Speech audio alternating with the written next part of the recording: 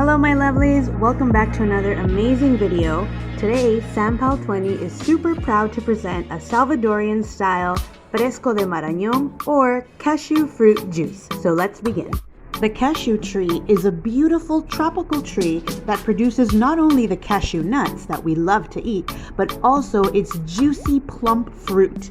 The fruit comes in 3 different colors, yellow, orange, and red, and today we're going to be using the yellow ones. So let's begin. We're going to start this recipe by washing and dicing up 8 cashew fruit. Now the seeds, which are the silvery gray half moons on top, we're just going to twist them and pull them off. We're going to save those for later so that we can make some delicious cashew nuts. We're then going to add our diced fruit into a 2-liter pitcher, and we're going to add 2 liters of water, which is roughly 8 cups.